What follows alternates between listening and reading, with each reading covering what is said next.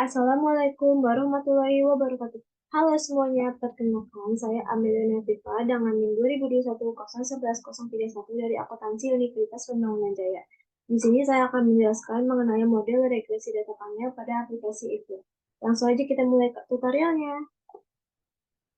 Yang pertama-tama yaitu kita buka aplikasi itu-nya.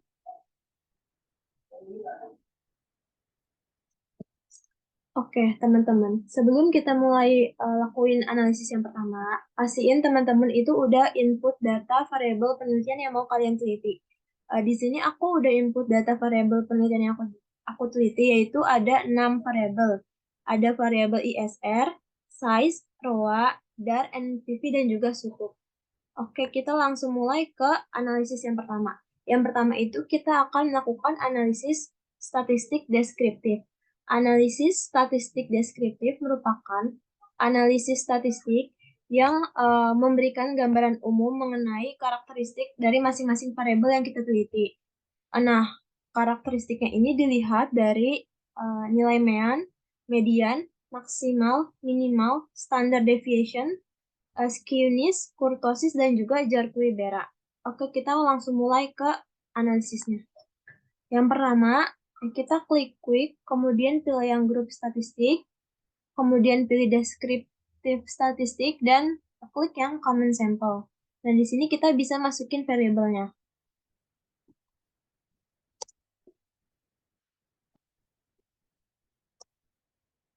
Kemudian jika sudah masukin semua variabel yang mau kita teliti, kita bisa klik OK. Nah, ini merupakan output dari data variabel yang udah kita masukin tadi. Nah, dari hasil data ini kita bisa lihat bahwa dalam penelitian yang saya lakukan, ini ada 45 data yang digunakan. Kemudian kita masuk ke yang pertama. Yang pertama itu ada mean. Mean merupakan nilai rata-rata dari sebuah data. Nilai mean ini didapatkan dengan jumlah semua data yang dihasilkan dibagi dengan banyaknya data. Pada variabel ini, kita bisa melihat bahwa nilai mean terbesar itu dimiliki oleh variabel size dan nilai mean terkecil itu dimiliki oleh variabel suku. Yang kedua itu merupakan nilai median. Nilai median merupakan nilai rata-rata dari sebuah data. Nilai median ini dapat dilihat dengan cara mengurutkan data yang terkecil ke yang terbesar. Pada variabel ini, nilai median terbesar itu dimiliki oleh variabel size dan nilai median terkecilnya itu dimiliki oleh variabel suku. Yang selanjutnya ada nilai maksimum. Nilai maksimum merupakan nilai terbesar dari sebuah data. Nah, pada variabel ini nilai maksimum yang terbesarnya itu dimiliki oleh variabel size dan nilai maksimum terkecilnya itu dimiliki oleh variabel ROA. Yang selanjutnya ada nilai minimum. Nilai minimum ini merupakan nilai terkecil dari banyaknya data. Nah, pada variabel ini nilai minimum yang terbesar itu dimiliki lagi-lagi oleh variabel size dan nilai minimum terkecilnya itu dimiliki oleh variabel suku. Nah, selanjutnya itu ada nilai standard deviation. Standard deviation ini merupakan ukuran yang menjadi variasi dari suatu data. Nilai standard deviation pada variabel ini kita bisa lihat bahwa nilai terbesarnya itu dimiliki oleh variabel size. Hal ini menunjukkan bahwa variabel size itu memiliki tingkat risiko yang jauh lebih tinggi dibandingkan dengan variabel lainnya dalam hal mengalami perubahan. Sedangkan untuk nilai standard deviation yang lebih kecil itu dimiliki oleh variabel ROA. Hal ini menunjukkan bahwa variabel ROA ini memiliki tingkat risiko yang jauh lebih rendah apabila mengalami perubahan. Yang selanjutnya itu ada squeamish. Squeamish itu merupakan ukuran atas ketidaksimetrisan atau ukuran atas ketidaksamaan dalam penyebaran datanya. Nah, squeamish itu nilainya akan dikatakan normal apabila nilainya sama dengan nol. Squeeze ini dibagi menjadi dua. Ada squeeze positif, di mana eh, panjang apabila distribusi datanya itu lebih panjang ke kanan, maka dikatakan positif, dan apabila distribusi datanya lebih panjang ke kiri, maka dikatakan sebagai negatif squeeze. Pada hal ini, variabel ISR, variabel size, variabel ROA, dan variabel NPF itu memiliki nilai squeeze eh, sama dengan nol. Maka menunjukkan bahwa nilai squeeze-nya ini bersifat normal. Sedangkan untuk nilai variabel dar dan juga variabel sukuk itu nilai squeeze-nya di atas nol. Maka hal ini menunjukkan bahwa panjang datanya itu berukuran tidak normal. Oke, yang selanjutnya kita masuk ke kurtosis. Kurtosis itu merupakan indikator yang menunjukkan tingkat ketinggian dari distribusi data. Nah, kurtosis itu akan dikatakan normal apabila nilainya sama dengan 3. Sedangkan untuk kurtosis yang nilainya melebihi 3, maka akan dikatakan sebagai uh, leptokurtis ataupun data yang relatif lebih tinggi. Sedangkan apabila nilai kurtosis ini lebih kecil dari 3, maka akan dikatakan platikurtik atau nilai data yang relatif datar.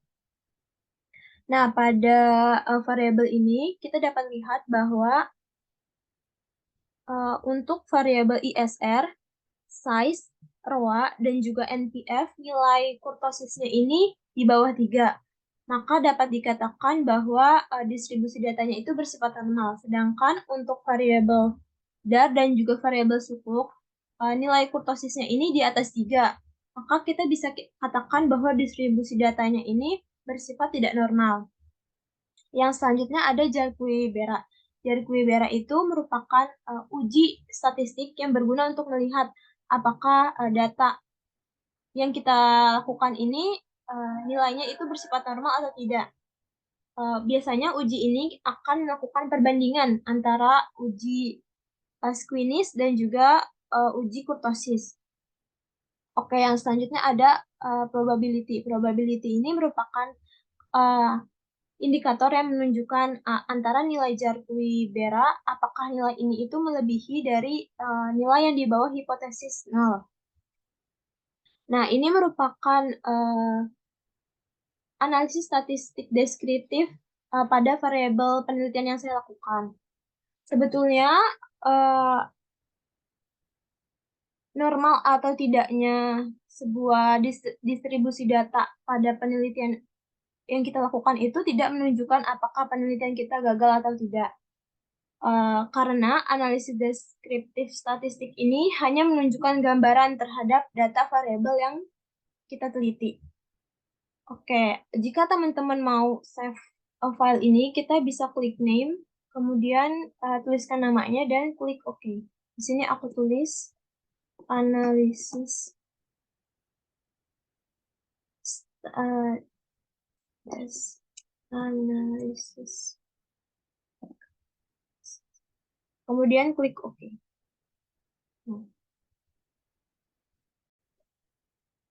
Nah, oke teman-teman. Sekarang kita masuk ke yang kedua, yaitu estimasi model regresi data panel. Nah, model regresi data panel ini dibagi menjadi 3 model. Yang pertama yaitu ada CEM atau Common Effect Model. CEM ini merupakan model regresi data panel yang paling sederhana. CEM itu merupakan gabungan antara time series dan juga data panel, di mana pada model ini mengasumsikan bahwa data perusahaan itu sama dalam kurun waktu tertentu. Sekarang kita mulai ke tutorialnya. Yang pertama itu klik quick, kemudian pilih yang estimate equation. Nah, di sini kita masukin uh, nama dari variabel penelitian yang kita lakuin.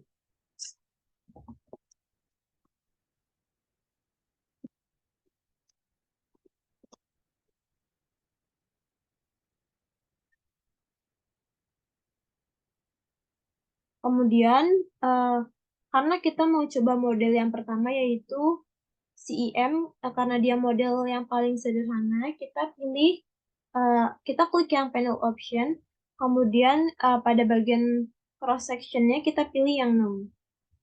Kalau udah kita klik OK. Nah, ini merupakan model dari regresi data panel yang menggunakan model CEM atau Common Effect Model. Nah, kalau udah kita bisa save dengan cara klik name,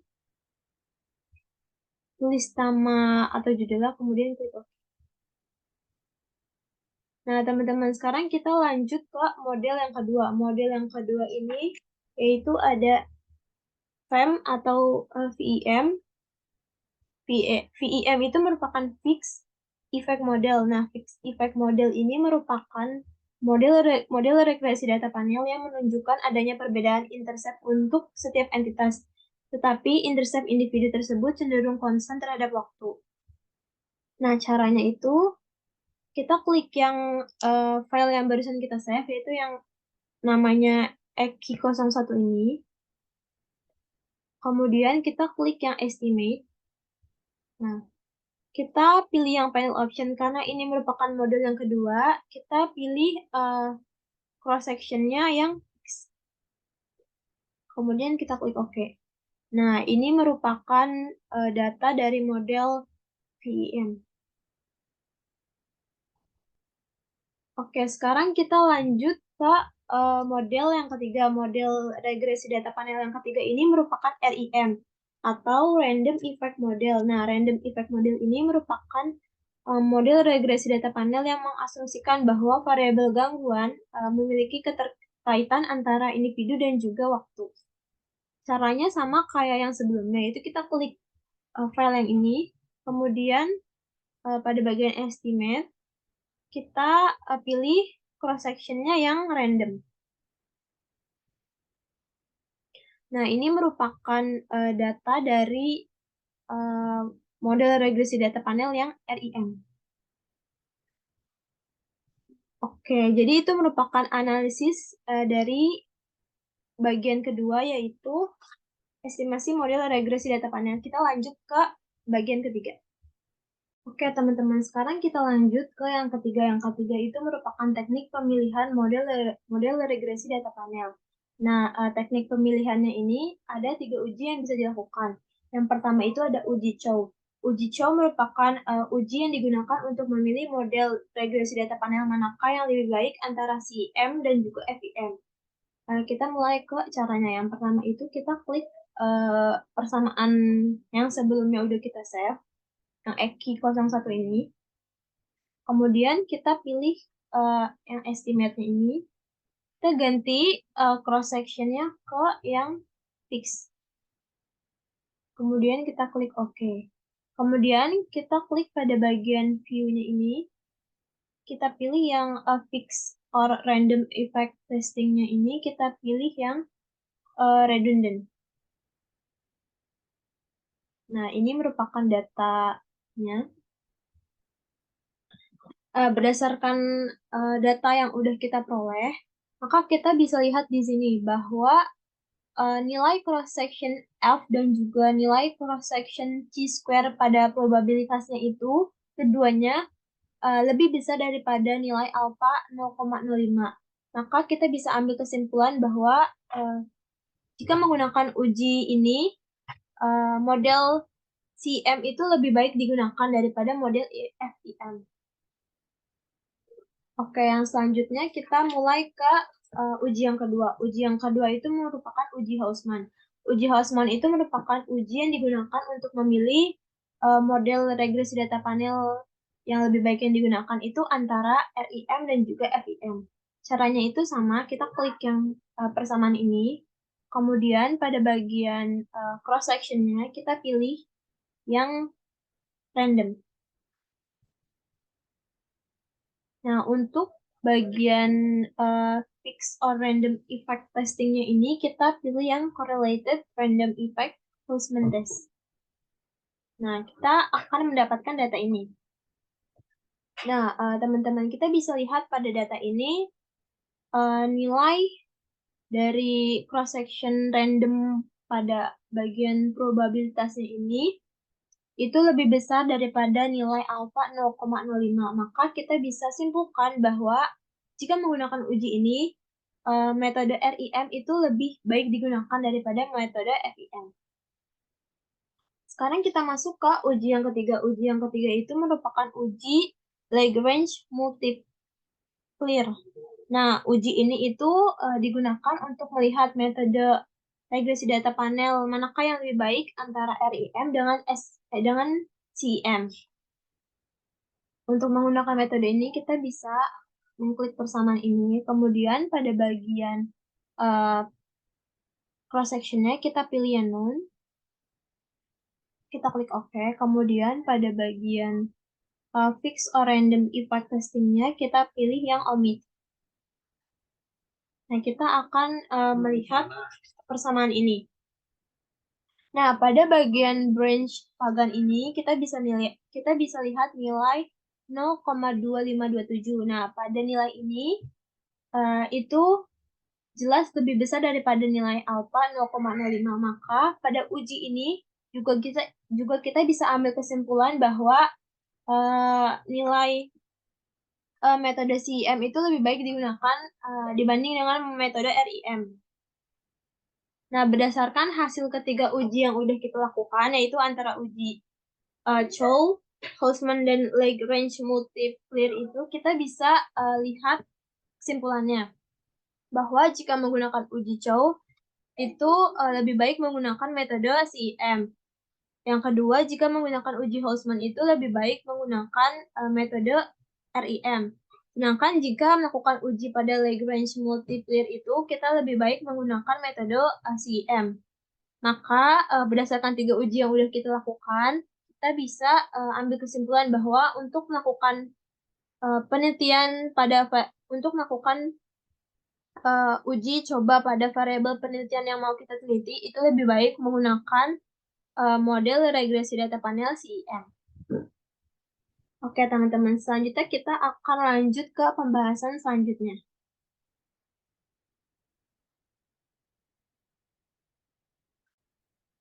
Oke, kita akan masuk ke pembahasan yang selanjutnya. Yang selanjutnya ini kita akan membahas mengenai uji asumsi klasik. Uji asumsi klasik merupakan ujian digunakan untuk mengetahui apakah model regresi data panel yang kita pilih tadi itu memiliki hubungan antara variabel independen atau variabel bebas dengan variabel dependen atau variabel terikat. Nah, uji asumsi klasik ini akan kita gunakan itu tergantung dengan pemilihan model regresi data panelnya. Apabila kita menggunakan model CIM atau FIM, maka kita perlu melakukan uji asumsi klasik ini. Sedangkan jika model yang kita pilih itu RIM, maka kita tidak perlu melakukan uji asumsi klasiknya karena RIM ini perlu menggunakan pendekatan yang berbeda.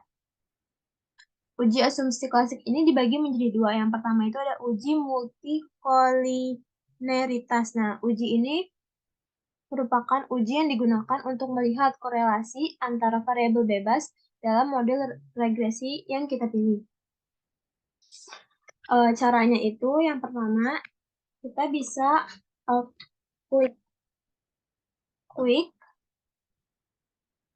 kemudian kita pilih yang grup statistik, dan pilih yang correlation. Nah, kita bisa klik nama variabel independen yang kita pilih.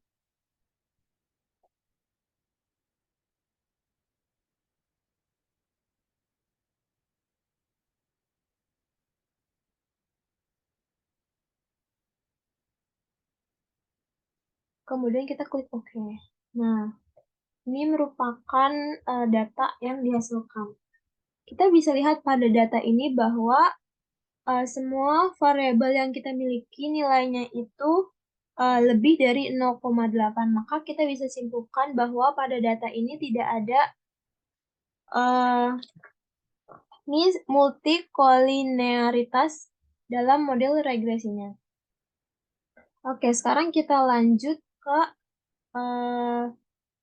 uji yang kedua. Uji yang kedua merupakan uji heteroskedastisitas. Nah, uji ini merupakan uji yang digunakan untuk melihat apakah model regresi yang kita gunakan itu terjadi ketidaksamaan varian atau tidak. Nah, caranya itu kita bisa klik persamaan yang sebelumnya udah kita buat, yaitu persamaan Eki ini. Kemudian pada bagian view, kita pilih yang residual diagnosis ini. Kemudian kita pilih yang cross-section dependent test. Nah, kita bisa lihat hasilnya pada bagian yang branch Pagan LEM. Probabilitasnya itu nilainya 0,1695, di mana nilai ini itu lebih besar daripada nilai alfa 0,05. Maka kita bisa simpulkan bahwa pada data ini tidak mengalami heteroskedastisitas atau ketidaksamaan varian antara model regresi data vanilla. Oke, selanjutnya kita akan masuk ke pembahasan selanjutnya, yaitu mengenai uji kelayakan model atau UJF. UJF merupakan ujian digunakan untuk melihat apakah variabel independen secara bersama-sama dapat mempengaruhi variabel dependen atau tidak.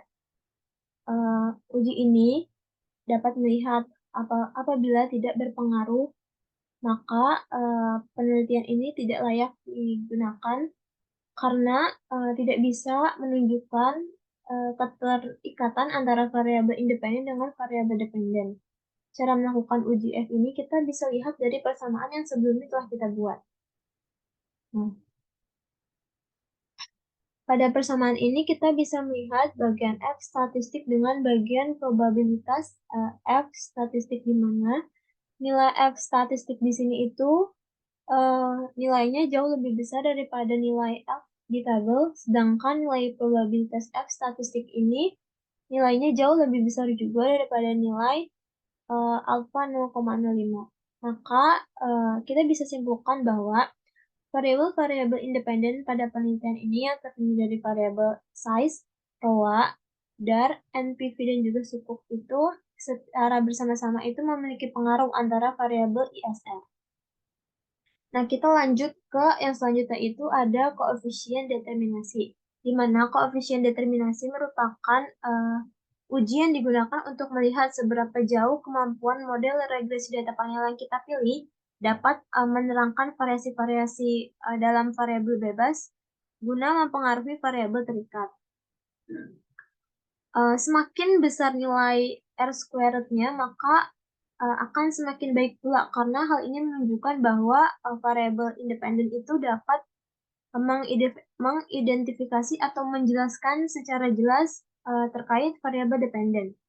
Nilai R squared itu harus berada di antara 0 sampai dengan 1. Jika nilai R squared-nya itu 1, maka terdapat kenaikan atau penurunan terhadap variabel terikat yang dipengaruhi oleh variabel bebas. Sedangkan jika nilai R squared itu sama dengan 0, berarti tidak ada hubungan antara variabel independen dengan variabel dependen. Kita bisa melihat pada bagian adjusted R squared-nya itu di sini. Nah, di sini itu menunjukkan nilai 0,427 sekian. Sedangkan nilai untuk R squared-nya itu di sini kita bisa lihat menunjukkan nilai 0,49 sekian. Maka kita bisa simpulkan bahwa nilai R squared-nya ini berada di antara 0 sampai dengan 1. Maka terdapat variasi perubahan naik turunnya variabel terikat Y, yaitu ISR, yang dipengaruhi oleh variabel size, ROA, DAR, NPV, dan juga sukuk, yang dimana merupakan variabel bebas X. Uji T merupakan ujian digunakan untuk melihat bagaimana pengaruh masing-masing variabel bebas secara sendiri-sendiri terhadap variabel terikatnya. Nah, uji T ini kita bisa lihat pada persamaannya. Uji T ini Kita bisa lihat pada bagian tes statistik dan juga probabilitas pada masing-masing variabelnya. Yang pertama kita lihat pada variable size. Pada variable size itu nilai T statistiknya itu lebih besar daripada nilai T tabel. Dan juga nilai probabilitasnya itu lebih kecil daripada nilai alfa 0,05. Maka hal ini menunjukkan bahwa variable size itu memiliki pengaruh terhadap pengungkapan ISR atau Islamic Social Reporting. Nah, selanjutnya ke variabel ROA. Variabel ROA ini tes statistiknya statistiknya itu lebih kecil daripada T tabelnya. Dan juga nilai probabilitasnya itu lebih kecil daripada nilai probabilitasnya itu lebih besar daripada nilai 0,05. Maka kita bisa lihat bahwa variabel ROA ini tidak memiliki pengaruh antara ISR. Yang selanjutnya ini ada variabel DAR. Nah, variabel DAR ini kita bisa lihat nilai T statistikanya itu lebih kecil daripada nilai T tabel dan nilai probabilitasnya itu lebih besar daripada nilai 0,05. Maka kita bisa simpulkan bahwa variabel DAR ini tidak memiliki pengaruh antara ISR. Yang selanjutnya itu ada variabel NPF. Nah, variabel NPF ini nilai T statistikanya itu lebih besar daripada nilai T tabel dan juga nilai probabilitasnya itu lebih besar daripada nilai 0,05. Maka kita bisa ambil kesimpulan bahwa nilai variabel NPF ini memiliki pengaruh antara nilai ISR. Yang selanjutnya ada variabel sukuk. Nah, T statistik pada variabel sukuk ini nilainya lebih kecil daripada nilai T tabel dan nilai probabilitas pada variabel sukuk ini nilainya lebih besar daripada nilai 0,05. Maka kita bisa ambil kesimpulan bahwa variabel sukuk ini tidak memiliki pengaruh antara ISR. Nah, teman-teman, itu dia tadi penjelasan mengenai model regresi data panel menggunakan aplikasi eView. Sekian dari apa yang bisa saya sampaikan. Kurang lebihnya mohon maaf. Terima kasih.